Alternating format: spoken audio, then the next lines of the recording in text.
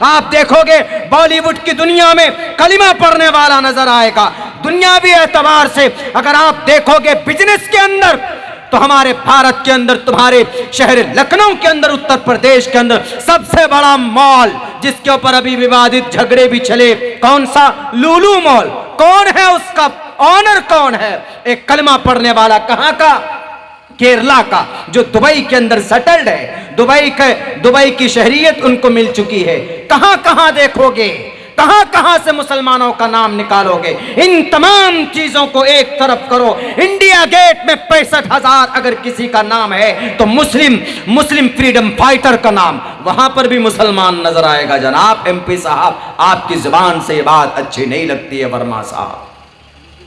मुसलमान जहां जहां दिखे, ये तो एक एग्जाम्पल है, सिंपल से एग्जाम्पल है। अभी 3-4 दिन पहले शायद जो लड़के मैच देखते हैं वो भी बताएंगे, ऑस्ट्रेलिया को किसने धूल चटाया? मोहम्मद शमी वहां पर नजर आएगा। सन 2011 में वर्ल्ड कप कलमा पढ़ने वाला नहीं होता, बॉलर कौन था? जहीर खान ना, आप लोग ज्यादा जानते हैं। सन 2011 में वर्ल्ड कप जिताने वाले में भी नजर आएगा कौन? ये मुसलमान नजर आएगा। Prohibition of discrimination on grounds of religion. Verma साहब, अगर आपको इस देश के अंदर तहजीब व कल्चर, मजहब व मिल्लत के ऊपर अगर आपको जानकारी नहीं हो तो आप इस आर्टिकल नंबर 15 को पढ़ लीजिएगा। Prohibition of discrimination on grounds of religion, caste, sex, place of birth, इलाके के एतबार से, धर्म के नाम पर किसी को हम बुरा भला नहीं कह सकते। वहां कहा गया बाज़ाब्ता, इनका सोशल बाइकाट करो जी। क्या बोलते? इनका बाइकाट, संपूर्ण सोशल नहीं, संपूर्ण बाइकाट करो संपूर्ण बाइकाट। हम सजा भुगत चुके हैं 3 साल तक। सुनिए वर्मा साहब, मैं इसलिए बोल रहा हूं, जवाब दे रहा हूं, चूंकि वो शायद भूल गए और जवाब देना जरूरी होता है। खामोश बैठे रहना ये बुज़दिली की अलामत है। गलत को सहना, जितना गलत करना गुनाह है उतना गलत को सहना भी गुनाह है। हम ये कानूनी दायरे में रहकर आपको जवाब देना चाहते हैं और देंगे आपको जवाब। मुझे परवाह नहीं है कि मेरे साथ क्या होगा। हक बोलने वालों को तो जेल में डाल दिया जाता है।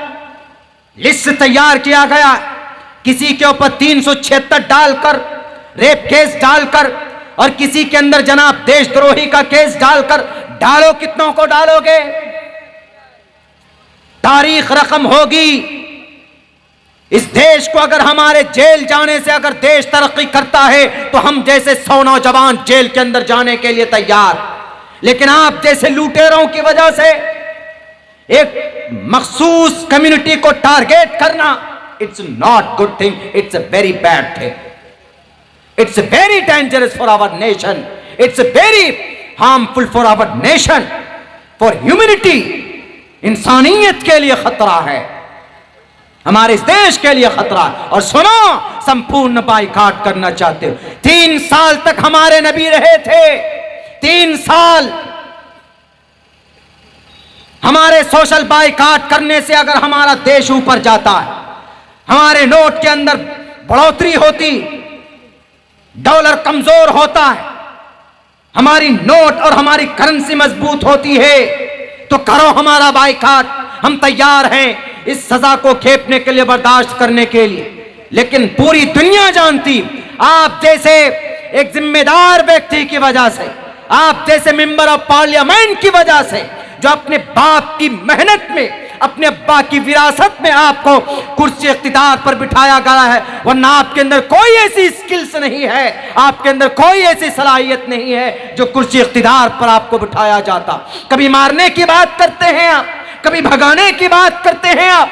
ढूंढो तारीख, मैंने बताया है आपको भारत के अंदर कि जहां जहां ये नजर आए, देखो कहां कहां नजर आता है। जनाब आर्टिकल आर्ट्स में जाइए, अगर आप आर्ट्स में अदा में जाइए, अदाकारी में जाइए, तो देख लो फिल्म इंडस्ट्रीज के अंदर कलमा पढ़ने वाले छाए हुए। जाओ, अगर तबला अगर ढोलक बजाना सीखना है तो जाओ, वो नाम है किसी कलमा पढ़ने वाले का ही वो नाम है शाद जाकिर। और जाओ पेंटिंग की दुनिया के अंदर तो वहां पर भी कलमा पढ़ने वाला फिदा हुसैन तुम्हें नजर आएगा। कौन से मैदान की बात करते हो? हर मैदान के अंदर अल्लाह तबारक व तआला ने दुनियावी एतबार से उनको कोई ना कोई हुनर जरूर दिया है। हम शरई एतबार से उन पर बात नहीं करेंगे, तबसरा नहीं करेंगे शरई एतबार से कितने मुजरिम हैं, लेकिन इस देश की जब बात है तो देश को तरक्की देने में, आगे बढ़ाने में एक बहुत बड़ा योगदान रहा है हमारे मुसलमानों का। जाओ किनकी दुनिया में, वैज्ञानिक की दुनिया में जाओ, सबसे पहला मिसाइल बनाकर देने वाला कौन? कलमा पढ़ने वाला टीपू सुल्तान। दूसरे नंबर पर 5 मिसाइल बनाकर देने वाला कौन? Doctor APJ Abdul Kalam. मेरे भाइयों, मुझे बोलना तो कुछ और था लेकिन जहन में आ गया। आज वैसे भी दिमाग बहुत ज़्यादा मुंतशिर है, कुछ अपनी ही उलझन को लेकर। मैं तो फ़ोन भी कर चुका था प्रोग्राम वालों को एंड टाइम पे कि मैं नहीं जा पाऊँगा, थोड़ी कुछ परेशानी है, फैमिली घरेलू कुछ मसला सामने आया अचानक से, तो हमने कहा कि हम नहीं जा पाएंगे। लेकिन चूँकि यहाँ आकर बैठकर बात करना बड़ा मसला, ऊपर से फिर 1 बजे के बाद 12 बजे के बाद मैं हमेशा कहा करता हूँ कि लोग तकरीर सुनते नहीं हैं, तकरीर खाते हैं। खिलाना पड़ता उनको कि तकरीर सुनिए, मैं बोल रहा हूँ आप सुनने नहीं, इसलिए कि नींद का गलबा होता है और नींद के गलबे में कोई भी काम ढंग का नहीं होता।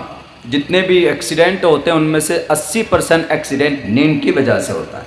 बैठ रहे हैं, गाड़ी चला रहे, आंख बंद है, गाड़ी चला रहे। अभी 4 तारीख को पहुँचे थे, 4 नहीं बल्कि 14 तारीख में प्रोग्राम था। वो प्रोग्राम, वो बेचारा ड्राइवर रात दिन गड़ा, गाड़ी चलाया। अब फिर हमको प्रोग्राम होते ही 2 बजे वहाँ से रात में निकला। अब वो सम्मान में नहीं बोल रहा है, अपने ऑनर के सम्मान में वो कह रहा है कि ठीक है मोहतरम को, मौलाना को हम एयरपोर्ट छोड़कर आएंगे। नागपुर एयरपोर्ट आना था, तकरीबन 300 किलोमीटर का फासला। सुबह की मेरी फ़्लाइट थी 7 बजे की। अब वो बेचारा बोल तो दिया, दिन में गाड़ी चलाइए, पूरी रात चलाइए, कोई दिक्कत नहीं, लेकिन आखिर वक्त में 1 बजे के बाद, 2 बजे के बाद, 2 बजे के बाद भी कंट्रोल कर लेगा आदमी, लेकिन 3 से लेकर 5 के बीच में कितना बड़ा मर्द मुजाहिद होगा, उसको ज़रूर ऊँघ आती। जब वो चला चुका गाड़ी तकरीबन 200 किलोमीटर, मैं आगे बैठा था, मैं उसकी तरफ देख रहा था, वैसे ज़बरदस्ती आँख को ऐसे खोल रहा था ऐसे। गाड़ी रुकवाए, गाड़ी रुकवाने के बाद हमने कहा तुमको जो कुछ खाना पीना है बाबू खाओ पियो, चाय पिया वो भी और हम भी। और पीछे जो लोग बैठे थे वो तो ऐसे है कि जैसे वो पता नहीं जन्नत की सैर कर रहे हैं, खराटे ले लेकर सो रहे सब। उसके बाद उसको साइड में बिठाया, हमने कहा बैठो मैं गाड़ी चलाता हूँ। तब 80 से 85 किलोमीटर गाड़ी चलाकर हम एयरपोर्ट पहुँचे।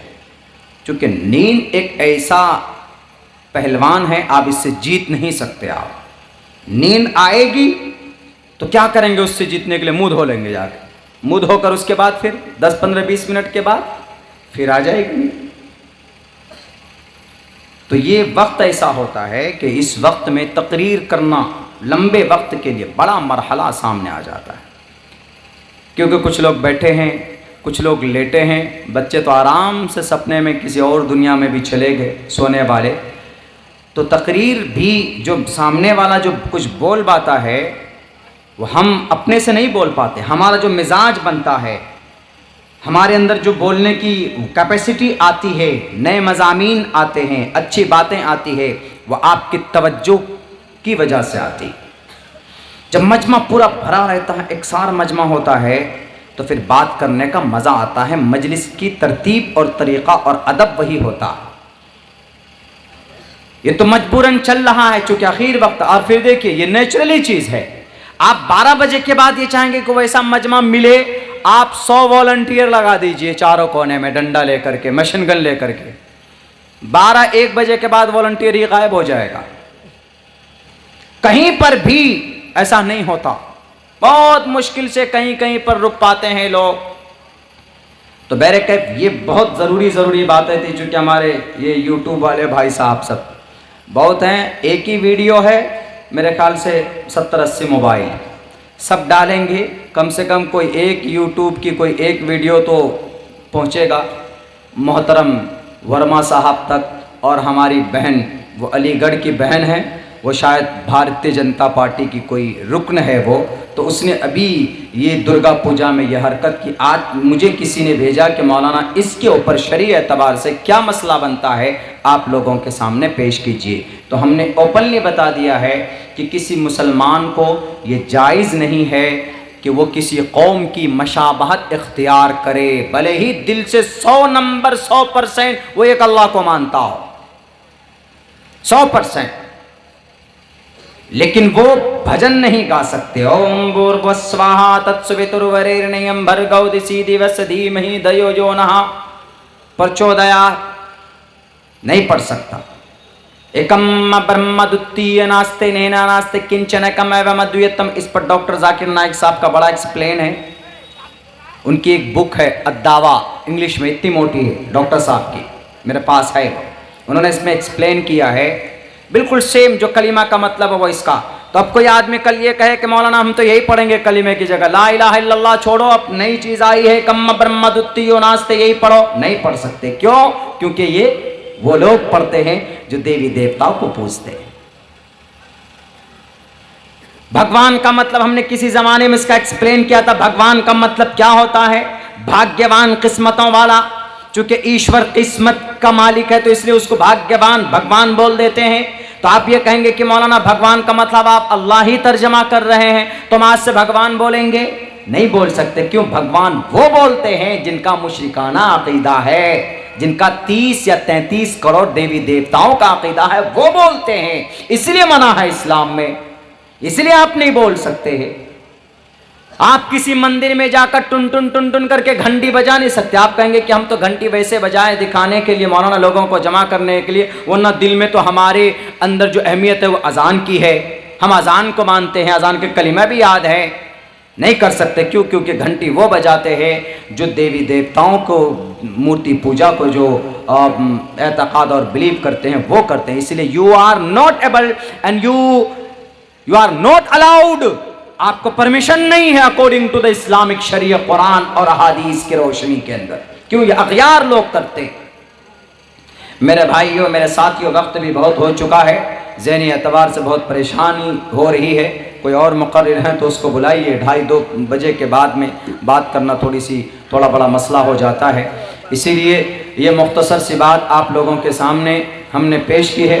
मेरे भाइयों, मेरे साथियों, अच्छा अक़ीदा रखें अपने मज़हब इस्लाम के बारे में और मजबूती के साथ अल्लाह से दुआ करते हुए ये एतक़ाद और ये बिलीव करें।